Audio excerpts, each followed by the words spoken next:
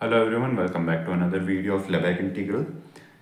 आज के इस वीडियो में हम बात करेंगे first mean value theorem of Lebesgue integral के बारे में, जो कि कुछ इस तरीके से है कि अगर हमारे पास f एक बाउंडेड मेजरेबल फंक्शन है, मेजरेबल सेट पर डिफाइंड है, सच दैट अगर बाउंडेड है तो हम लिख सकते हैं a is less than equal to F x is less than equal to b। कोई वैल्यूज होंगी जिनसे वो लेस देन इक्वल टू रहेगा, तो हमारे पास a into measure of e less than equal to integral F x D x, Lebesgue integral F x D x is less than equal to b into measure of e रहेगा।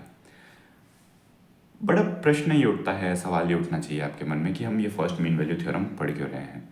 आगे चलकर हम for example countable additivity के बारे में भी पढ़ेंगे integral की, तो इन सब का यूज़ क्या है। इन सब का यूज़ हमें पड़ेगा एक दूसरी थ्योरम के अंदर, जिसका की नाम होता है Lebesgue bounded convergence theorem, LBCT, Lebesgue bounded convergence theorem.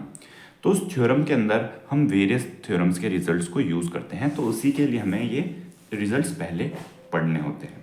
तो आइए देखते हैं इसका प्रूफ। तो let n belongs to natural number such that a is less than equal to F x is less than equal to b। अगर यहाँ पर a is less than equal to F x है, less than equal to b है, because f x bounded है यानी कि उसकी values जो हैं वो एक रेंज के अंदर लाई करेंगी।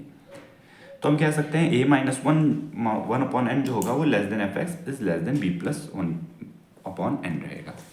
नाउ ये हमने क्यों कहा, ये हमने इसलिए कहा because for example Y axis पर अगर हम एफ एक्स को डिनोट करते हैं एंड एफ एक्स की रेंज फॉर एग्जाम्पल कहिए आप, ये b है एंड ये a है, यहाँ पर एफ एक्स की रेंज है।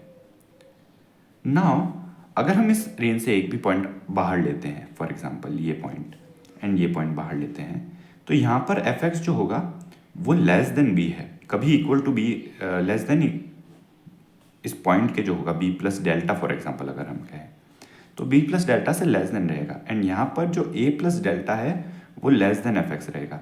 तो अगर कोई भी पॉजिटिव क्वांटिटी ऐड करेंगे तो वो लेस देन रहेगा, ना कि इक्वल टू कभी उसके हो नहीं सकता। एंड जब 1/n हम लेंगे 1/n, तो n को जैसे ही हम लार्ज करेंगे, चाहे आप कितना भी लार्ज करिए, अगर आप 1000 भी करते हैं तो 0.00001 में एक वैल्यू रहेगी। अगर 0.001 के अंदर एक वैल्यू रह रही है हमारे पास, तो इस कहने का मतलब क्या है, कहने का मतलब ये है हमारे पास कि कोई ना कोई तो पॉइंट ऐसा है जहाँ पर जो इससे ज़्यादा है, ए के साथ में ऐड हो रहा है, कोई ना कोई वैल्यू ऐसी ऐड हो रही है पॉजिटिव, इसलिए a minus one upon N. अब यहाँ पर माइनस क्यों लिया है, बिकॉज b के केस में तो हमें आगे जाना था, अब a के केस में हमें नीचे की तरफ जाना है, तो नीचे की तरफ यानी कि माइनस करेंगे। फॉर एग्जांपल अगर आपके पास 4 है, तो 4 को अगर आपको नीचे शिफ्ट करना है कोई पॉइंट, तो 4 के नीचे कैसे शिफ्ट होगा कोई पॉइंट, 4 माइनस वन होगा तो वो 3 नीचे आएगा, इसलिए माइनस किया है हमने, माइनस वन अपॉन एन। अब a minus one upon N को हमने अल्फा लिया and b plus one upon N को हमने बीटा कंसिडर किया। तो अब हम जानते हैं alpha is less than F x is less than beta for all x belongs to E. यहाँ पर ये के वैल्यू अप्लाई हो रही है ना एक्स बिलोंग्स टू ई के लिए, because x belongs to E के लिए a is less than F x is less than b मिल रहा था हमें। नाउ अब हमने इसे सब डिविजन किया, एक मेजरेबल पार्टीशन हम फॉर्म करेंगे। तो let alpha is equal to y not is less than y one and so until yn equal to beta भी subdivision of alpha comma beta. Alpha comma beta का हमने sub division किया। Not define E k is equals to, अब हमने E के partitions define किए, components, and E के किस तरीके से हमने डिफाइन किए कि x belongs to E and y k is less than equal to F x is less than Y के प्लस वन। तो यानी कि कहने का मतलब क्या है, जब हमने वाई एक्सेस पर कुछ इस तरीके से लिया एंड यहाँ पर बी था एंड यहाँ पर ए था एंड अल्फ़ा हमारा कहीं पर यहाँ पर था अल्फ़ा एंड बीटा हमारा कहीं पर यहाँ पर था, तो एंड अल्फ़ा एंड बीटा के अंदर हमने पार्टीशंस किए एंड पार्टीशंस के अंदर कोई भी अगर पार्टीशन है तो वाई के प्लस वन एंड वाई के बीच में जो भी वैल्यूज़ एफ एक्स की आ रही हैं तो उनकी जो प्री इमेजेस क्या होगी, एक्स होगी, यानी एक्स की जो भी वैल्यूज इस रेंज में दे रही हैं हमें, उन्हें हमने ई के अंदर कंसिडर किया। ऑलराइट, वाई के plus one is less than equal to F x is less than Y के प्लस वन। बट एक और इंटरेस्टिंग बात आप समझने की कोशिश कीजिए, हमने अल्फा और बीटा को कंसिडर ही क्यों किया। हमने डायरेक्ट अल्फा और बीटा की जगह डायरेक्ट ए कॉमा बी के टर्म्स में ही पार्टीशन क्यों नहीं किया, अल्फा एंड बीटा की ज़रूरत हमें क्यों पड़ी। तो आंसर जानने से पहले अगर आप चैनल पर नए हैं तो ज़रूर सब्सक्राइब कीजिएगा एंड वीडियो पसंद आए तो लाइक ज़रूर कीजिएगा। हाँ, तो इसका जो आंसर है वो इस बात में है कि अब देखिए हम पार्टीशंस करते हैं तो किस तरीके से करते हैं। Y K is less than equal to F X is less than Y के प्लस वन, तो ये बात ठीक है। परंतु जब वाई के प्लस वन होगा हमारे पास, वो जब लास्ट पॉइंट होगा यानी जब हम बी कंसीडर करेंगे, तो यहाँ पर F X less than B वाला केस तो हमें मिल जाएगा, but F X equals to B का क्या होगा, F X equals to B हमारा छूट जाएगा कहीं ना कहीं। तो उस प्रॉब्लम को सॉल्व करने के लिए कहीं ना कहीं हम क्या करते हैं, हमने बीटा को कंसिडर किया। नाउ यहाँ पर जब लास्ट पॉइंट, जब यहाँ पर k की जगह n-1 होगा तो yn होगा एंड yn किसके इक्वल होगा, बीटा के इक्वल होगा।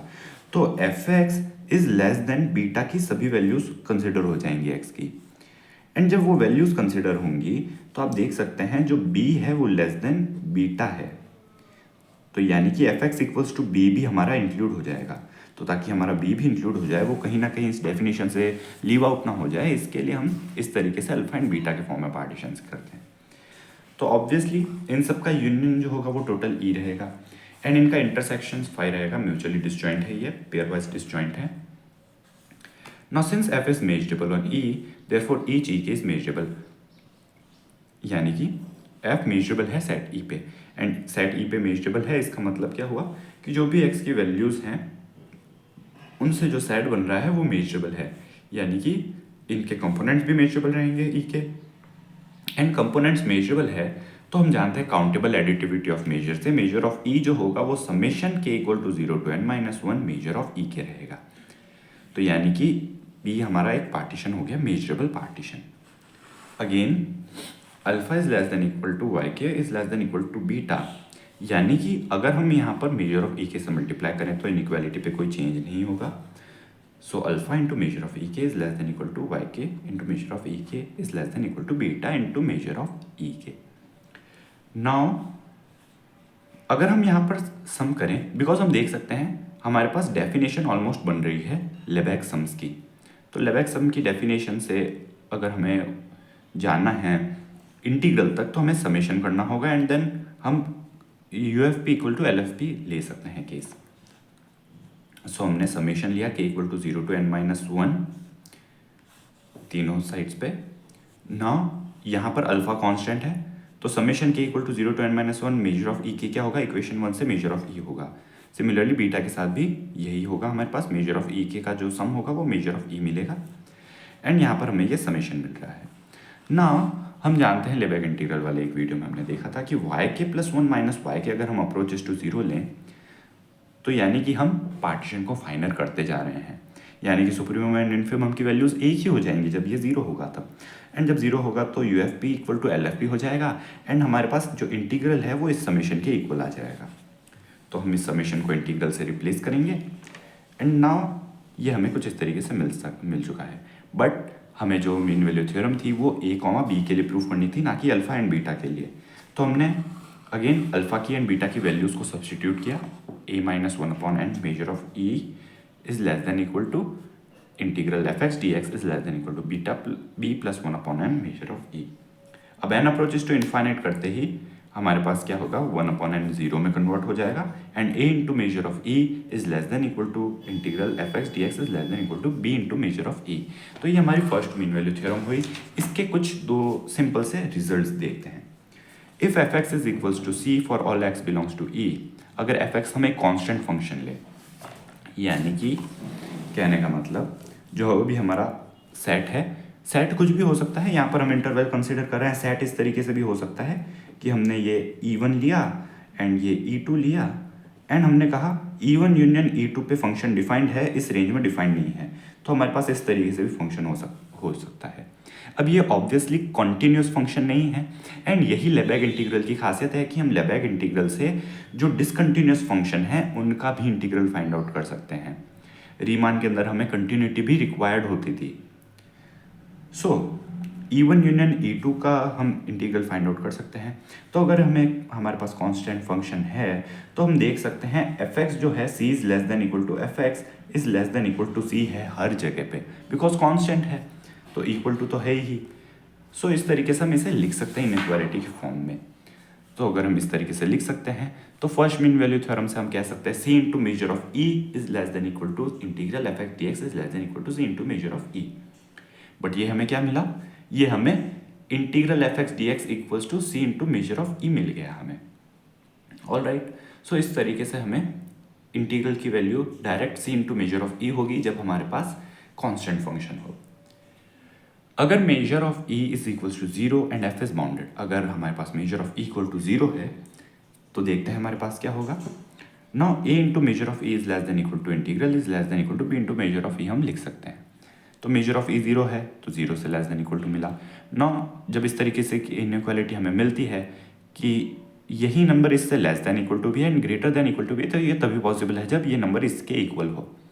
तो 0 is equals to integral f(x) dx हमें मिला। So this was all in this today's video. मिलते हैं नेक्स्ट वीडियो में, तब तक के लिए take care and thanks for watching.